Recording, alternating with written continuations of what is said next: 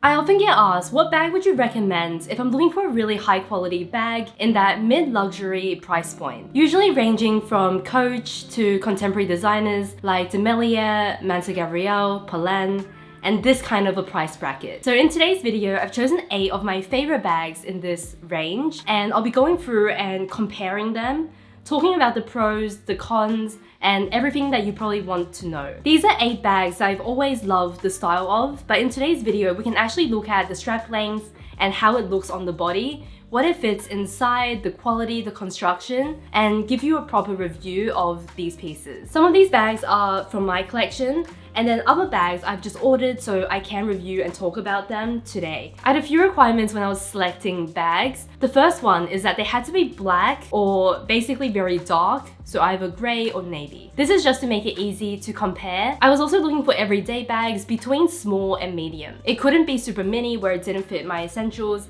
and I also wasn't looking for a big bag that would fit a laptop. Price range was definitely something I was looking at, and I want the bags I reviewed to fall under high-end designer price points. Starting off, let's talk about this Coach soft tabby bag. I love the fact that it's got 3 textures on this bag. You've got the suede on the back and then also the front flap. You've got a smooth leather over here and then on the bottom. And then you've also got this embossed snakeskin kind of little accent on the edges and like the side panels. The textures combined with this darkened hardware and blue stitching, I just feel like it looks very elegant and luxurious. So this was a bag that I immediately wanted to review today. Regarding logos, I like how subtle this one is, especially with this darkened silver hardware. It almost creates no contrast against the bag, and this I think looks very chic compared to something that is more contrasting. What I like about the straps is that you can detach them. It creates a slightly cleaner finish, as opposed to always having all these straps dangling. This shoulder strap is not adjustable, and then this one is adjustable. A detail that's quite functional is this zip at the back. So it'll fit a card,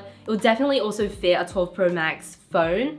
It kind of slots in pretty comfortably. It's really in the name, but this is a slightly softer, more slouchy bag, which I think aesthetically looks very effortless. It's also a very light bag, which definitely gets a thumbs up from me. The lining is one of my favorite linings I'm showing today. It's got a cream canvas on the top. It's got this yellow, I feel like it's suede on the flap. And because it's light colored, you can see your things really easily, and it just feels really luxurious, actually. One of the potential cons is that because it is made from suede on this top flap, you are going to see a little bit more wear on that compared to a pebbled or regular leather. The biggest con for this bag that I feel like could be a deal breaker is this longer strap. Even on the shorter setting, I feel like it's too long by quite a bit. I feel like it needs to have at least 2 or 3 more adjustments on the shorter side for it to fit me well. It seems like an easy fix. You can just get someone to add a hole in,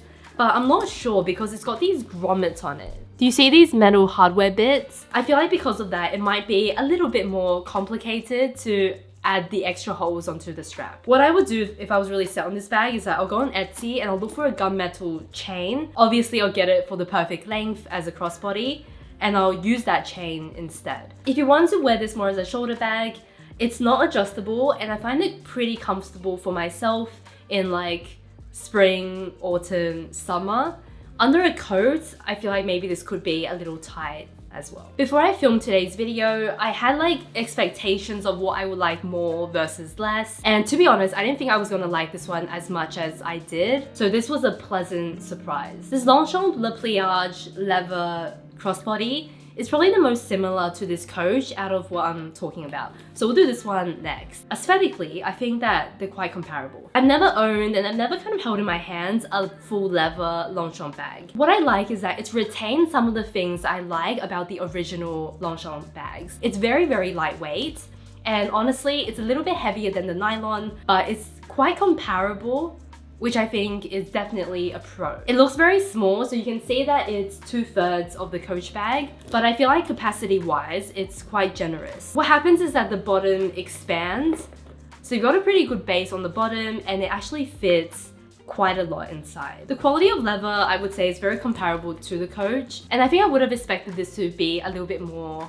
luxurious to the touch compared to Coach, because I feel like there is a difference in price range. Because this one has basically no logo, very minimal hardware, it is just a very clean, minimal, elegant design. And I think the stitching and the hardware, all of that looks extremely high quality. Good things to say. Now let's move on to cons. Probably the biggest con for me is that for a bag of this price, I feel like it doesn't have as many details as my other bags. This in nylon is a lot cheaper, and that is what I would prefer over this because I feel like the design and the price point isn't that much better than the nylon option. Another deal breaker for me is the strap.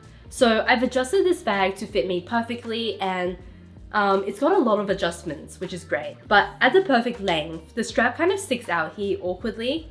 So it's not so bad when you're looking at it now, but when you're wearing it, this kind of just like flops around, which doesn't look very luxurious. Out of these two bags, I prefer this one, and then I'll either go get this shortened, and then maybe also buy myself a chain strap and just wear it like that. You can see that strap is a big deal for me because I like my bags to sit quite high, crossbody, and if it doesn't sit that way, in my opinion, it makes me look shorter, and it's kind of a deal breaker in bags for me. The exact name of these bags will be all down below in the description box if you'd like to check it out, and also try to link it as well, and try to see if there are any sales, because what I find is that all of these brands do go on sale. So if I see something, I will have it down below. Next up, I'm gonna compare these two bags, and I'm gonna talk about them together because they're often considered dupes for the Celine box bag. I feel like I have a long history with A.P.C. I've had some of their bags for a long time, and they're also one of my favorite brands.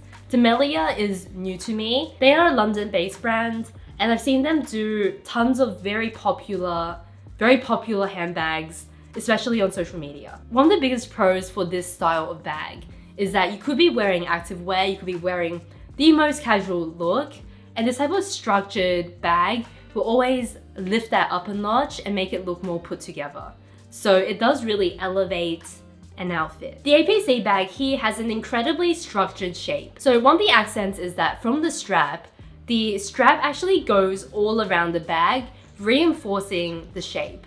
And it's also using a heavier, thicker leather. So the bag is very, very structured. Shape-wise, this looks very similar, but this one does have a bit more give. So when you press on it, it'll go down a little bit. It has a little bit more softness compared to the A.P.C. The leather used here feels a little bit less stiff compared to the A.P.C. And this is not just because they're different leathers. This is embossed, this is smooth. I find that A.P.C just tends to use kind of stiffer leathers in all of their bags. And Demellier, I feel like, is just a little bit softer in general. Color and texture wise, these both come in a huge range of colors and textures. So this is obviously a croc emboss, this is a smooth, but you can get this in croc emboss and you can get this in smooth.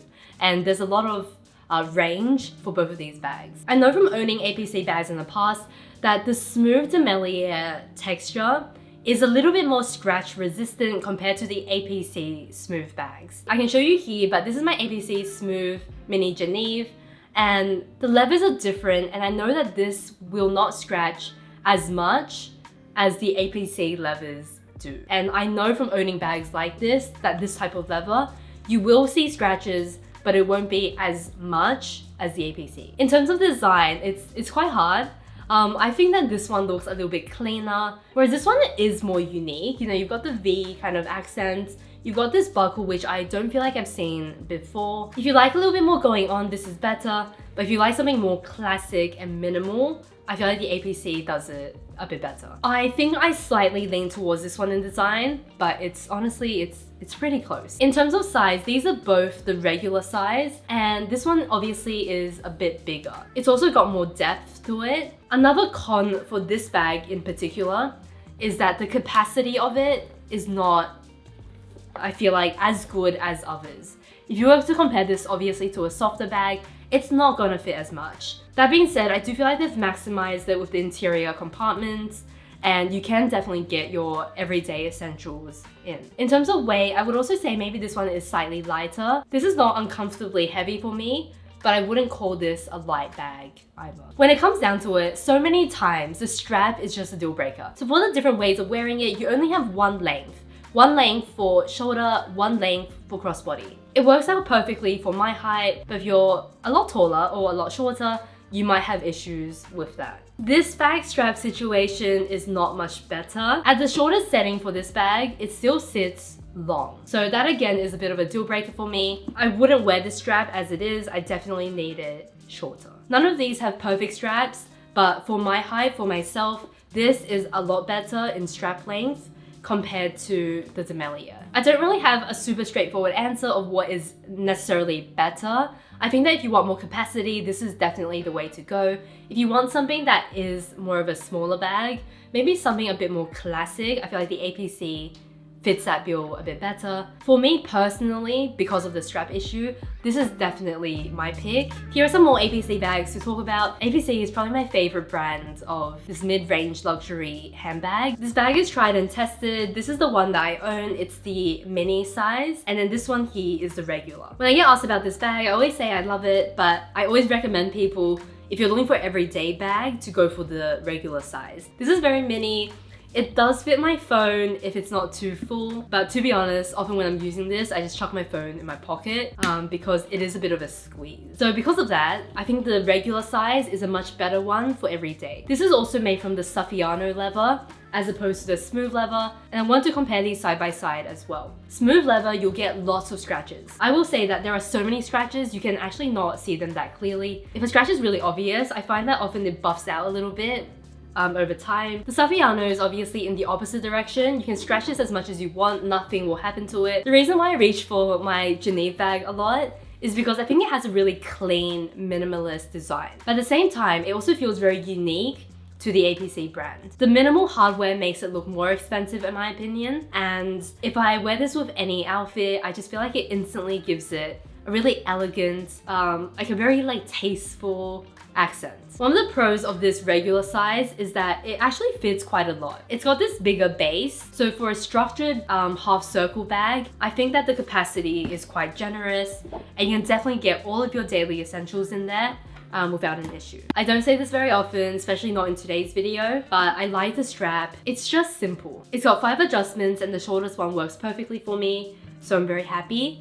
And then when I want to use it as a shoulder bag, it's equally as comfortable. I feel like the only con for me used to be that this bag was like a tiny bit too small, but with this size, it basically fixes that problem, and I would say this is a really, really wonderful bag. I guess another con could be that it's not as exciting as maybe the Grace bag, but I really like it, and I think you can get it in a texture and color that you're happy with. This is a really good everyday bag. Getting towards the end, but the next bag is this Manu Atelier bag. I've had this bag for a couple of years now, and this bag is just so unique. You know, it's cylinder shaped, it's got this really chunky silver square link chain strap. You know, it's got a unique logo. There are just lots of unique elements about this bag. I like it for the design. I feel like the construction is also very high quality, from this type of reinforcement on the side to just very perfect stitching, really elegant logo. The inside is made from this lighter material, making it really easy to see things. So many of the bags today have a black lining.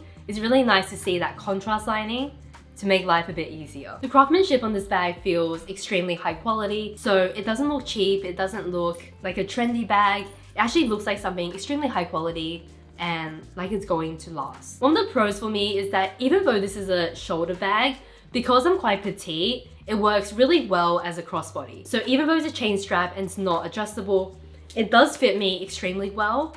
And with this shape, when it's empty, it becomes very slouchy. So I think it looks also really nice worn as a crossbody. It's big but slouchy and it just works. I also purchased this on sale, so I think I got it for about $200. At full price, this is quite expensive, but you can find these on sale. I see it all the time. So I would definitely wait. The con for this bag, I guess, is that if you are taller, the crossbody option might not work. So you can only wear it on the shoulder, which would be a deal breaker for me. But if you're around my height, the chain strap is perfect. So finally in today's video, let's compare the two bags that are closest to medium size and I feel like are the best two options for work. This is the Demellier Midi New York bag with a top handle, and this is the Mansur Gavriel soft lady bag. This reminds me a little bit in shape of the Celine trapeze bag. And what I like about this one is the size. The Midi size feels very proportionate on me. I'm quite short. Big work bags can sometimes just feel very off. I think it comes down to the fact that even though this bag is quite wide, it's very short, and that keeps things feeling more balanced. If this was longer, it would feel a bit too oversized. I chose this one in a croc embossed leather, but they do of course do it in pebbled and smooth versions. I like the croc embossed for work because if I think about a suit or like a silk shirt with pants, it's all very like soft in texture, so this would just add that perfect accessory. This bag has the feet, so you can kind of pop it down on a table and have it sit up very nicely. It doesn't have a zip, it closes through a magnetic clasp in the center, and then you've got 2 snap buttons on the side, and this way you fully close the bag. I've never seen a design like this, and I think it's quite smart. I own a structured top handle bag from Mulberry, the Bayswater, and oh my goodness, that bag is so heavy. So I'm happy to say that this bag, while not super light, is quite a reasonable weight, and I think it's good because for a medium-sized bag, it can fit a lot more, and if the bag is heavy to start with, it will be way too much by the time it's stuffed full. In my opinion, this bag can only be worn one way, and that's top handle. When you wear this on the shoulder, because it hangs from the 2 sides, it's just very weird in my opinion. It feels like I'm carrying like a boat if I have it on my shoulder. You can also see like, as I'm holding it up, it just kind of falls weirdly. In my opinion, for a bag like this, you just hang the strap, one from the back, one from the front, in the center, and that will make it look so much cuter,